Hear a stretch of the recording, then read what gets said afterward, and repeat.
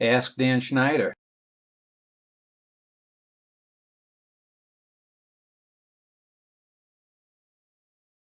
Jennifer B. asked me, Dan, why do you have such a problem with intellectuals, academics, philosophers, and so forth like that? Well, thank you for the question. I don't have such a problem so much as that I think that they're mostly dilettantes and poseurs and phonies, and they certainly have a right to be that way. But, for example, I've done Dan Schneider video interviews with a number of academics. Some of them, like a recent interview I did with a woman who was talking about evil, she was silly. She was talking about the head of the NRA, people who are pro-gun in this country, somehow being more evil than a serial killer. It was just silly nonsense, but I let her go on. So I respect people's rights to have their opinion. But I'm not going to just say nothing when I hear utter silliness. I recently did a video about some YouTube snobs like Dennis Prager, a right-wing journalist who does these little cartoon videos with people spouting right-wing nonsense, and also Alain de Botton, a guy from School of Life who does these left-wing videos. Now he does some interesting videos.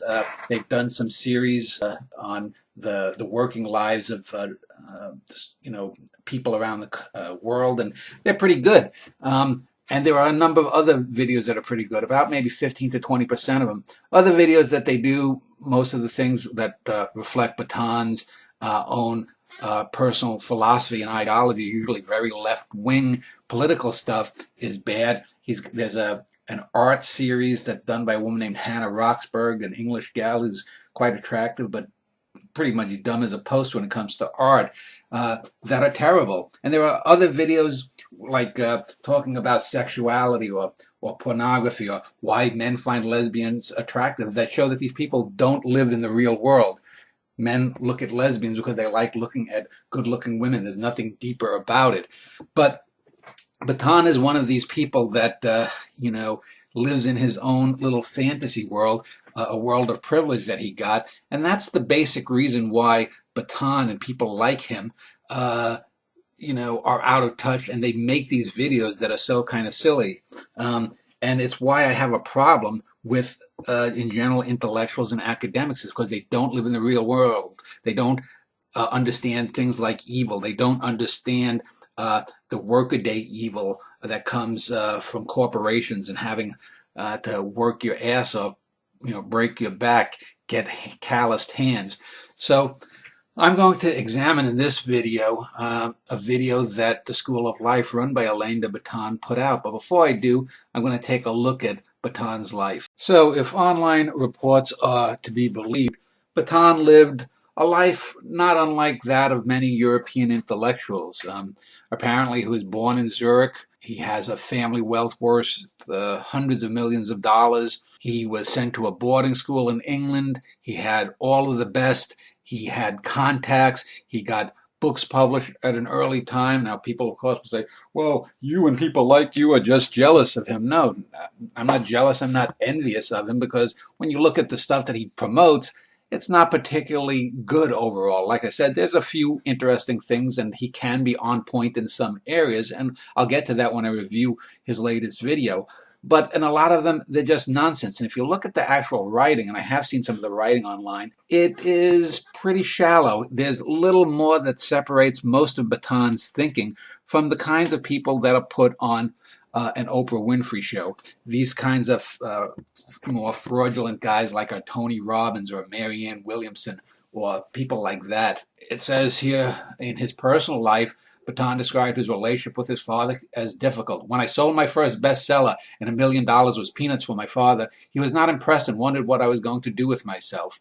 So this is the kind of thing when someone talks about this, and he's talking about my first bestseller and $1 million and casually talking about it. This is someone who is so detached from the day-to-day realities. And we will see how this plays out when I go into his video. One of his books is called The Art of Travel. And you have to know that when someone writes a book about traveling and calls it an art, seriously, we'll talk about his artistic views and how hilariously bad they are later on. But you're dealing with someone who's out of touch. And it's this out of touchness and this idea that he is someone that can give people advice about everyday things, much less these extraneous, frivolous things that he writes about and experiences in life, that's the thing that drives a lot of people and rubs them the wrong way. Another book of his, Art as Therapy, and again, I'll get more deeply into his ridiculous and childish and puerile and totally out of this world views about art. But art is not therapy, and I will get into that in a bit. But throughout the whole of his School of Life stuff, with that woman Hannah Roxburgh and other people, they see art as having the purpose of healing people. It's this very Oprah Winfrey-esque type crap, and it's simply not about that. And I'll deal with that in a little bit. Then it should be said, he doesn't have, people who don't criticize him. I mean, he's gotten some fame. He's done a number of TED Talks, and one of these days I'm going to have to do a video ripping how bad the TED Talks have gotten since their inception 20-some years ago.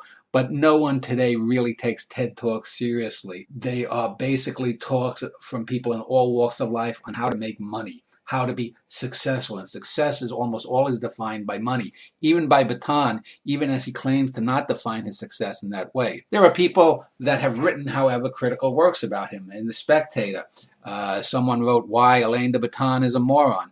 And I don't necessarily agree with all of these things, but again, there's enough there to really just crucify him. On Salon and in the LA Review of Books, self-help hits rock bottom, or rock bottom as it says. And it's true. This whole idea of self-help books is something that's only come along in the last 100 years, big time at least.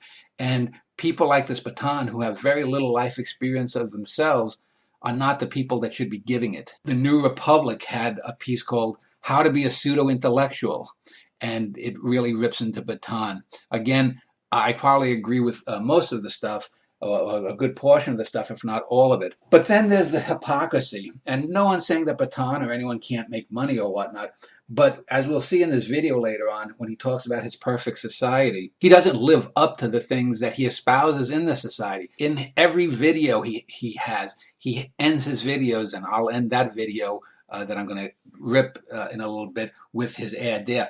But he has the School of Life where he sells gifts, gift shops, and you get little things like little stuffed animals or books of 20 aphorisms, 20 poems at fairly outrageous prices, 20 or 35 euros, 170 euros for looks like a blank notebook. I don't know how the hell much that would be in dollars, but that seems pretty pricey. He has luggage labeled emotional baggage that he sells, keychains, a philosopher's shoe for 179 euros.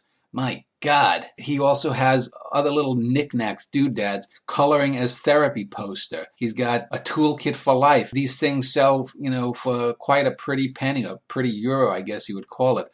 So this is one of the reasons why I just don't have a lot of respect for the man intellectually. But we'll get onto that in a bit. Let me go and take on some of his crap in the video. Sketching utopias is a way to address current problems and understand how to solve them. Focusing on the ideal version of something helps us more clearly define what we feel is wrong with what we have. Utopias bring our plans for reform into focus. To be fair, this is a pretty good setup for why the video was made, and a lot of people who have commented critically on this video miss the point that it's just a proposal. Having said that, however, Botton goes off the rails rather quickly with some of his suggestions. So let's look a little bit further and dig a little bit further into the video to see just how off the rails he gets. What people mean by the right sort of work is work that feels meaningful. That is, work that leaves one with a sense at the end of a working day that one's made a genuine improvement to the lives of others. In The Perfect Country, a lot of time is spent drilling into people's characters from an early age in order to determine what sort of work they'd be best suited to.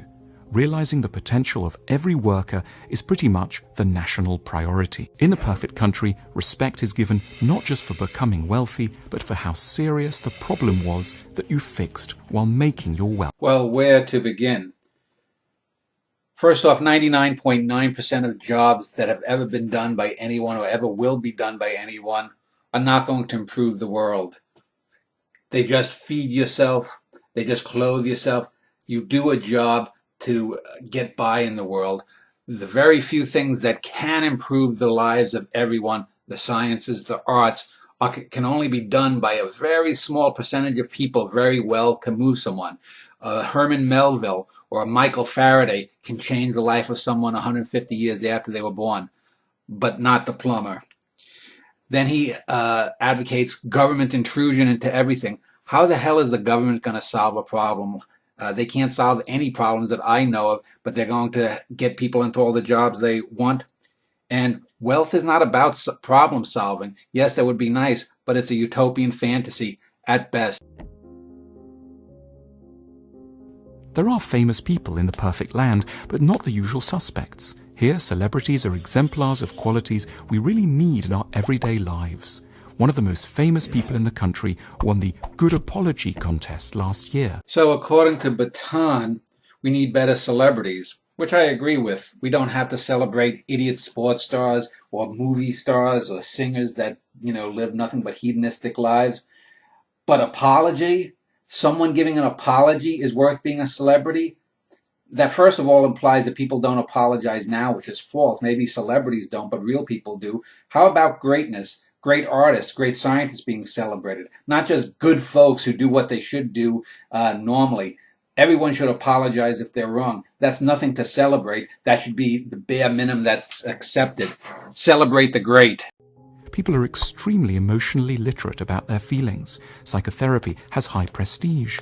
It's not unusual to hear someone say, "Your transference is interfering with my projection of your ego ideal." It's not uncommon for people on a first date to ask one another quite good-naturedly, and so, in what way are you crazy? There's not really much to add to what I put in the little captions below the cartoon, but this shows you how just utterly out of touch Botton really is with real life.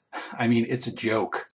The nightly news, which is drawn up and read by philosophers, provides a subterranean lesson in maturity and calm. The news isn't just any old thing that happened today. Its purpose is to guide people to the information that can best help them and their country to flourish. Boy, oh boy. News is not about education, it's about information. It doesn't tell you how you should use the information, it just gives you the information. It's not about wisdom, it's just reportage.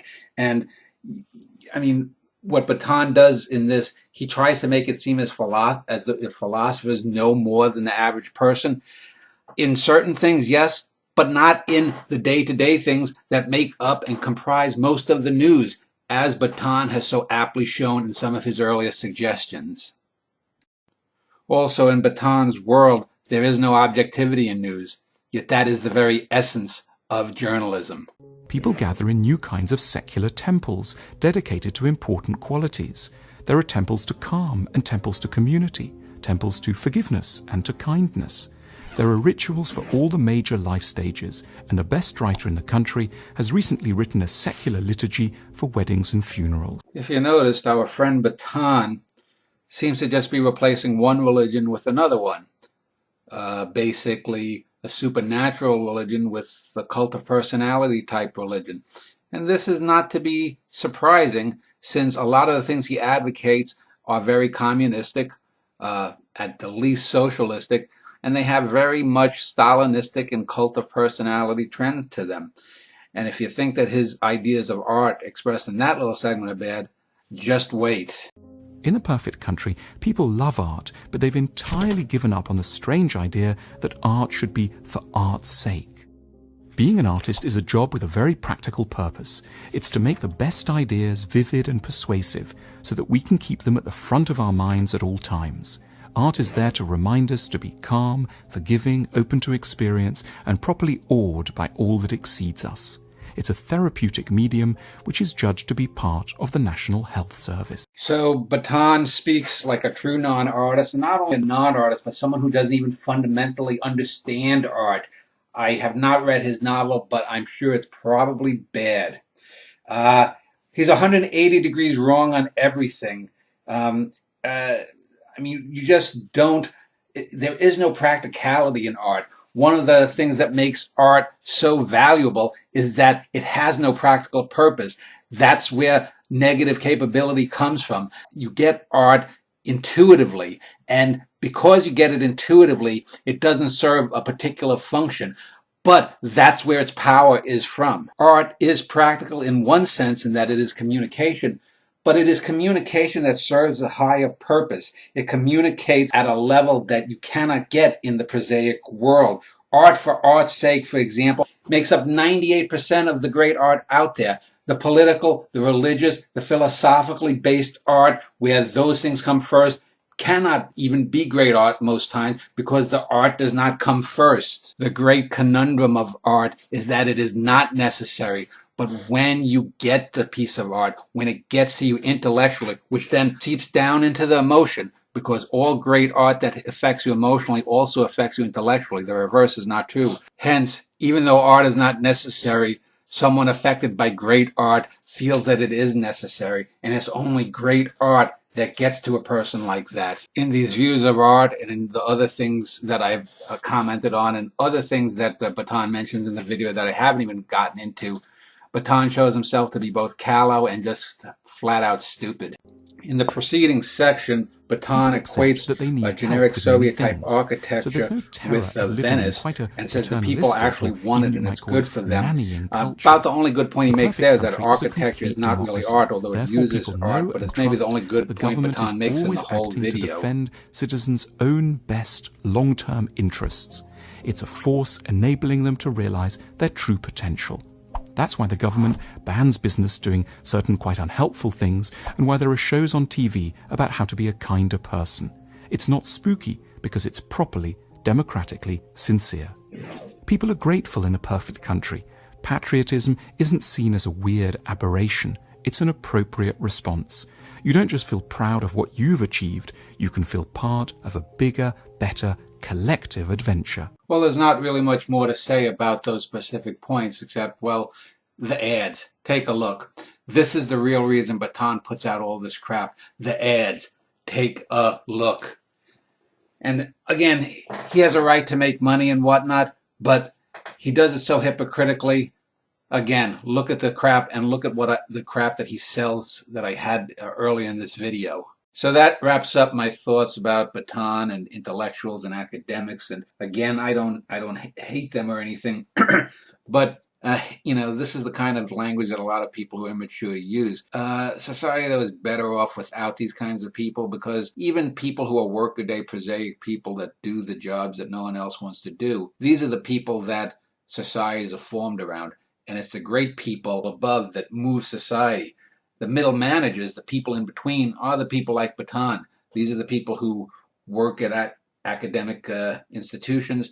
They work 5 or 8 hour weeks. They get a lot of time off, get paid obscene amounts of money. They are actually everything that makes society bad. Or not everything, but one of the major things that makes society bad, even though they don't recognize it. So that's why I have a rather dim view of intellectuals and academics. They are people that contribute nothing and get paid obscenely for their nothingness. So anyway, thanks for the question.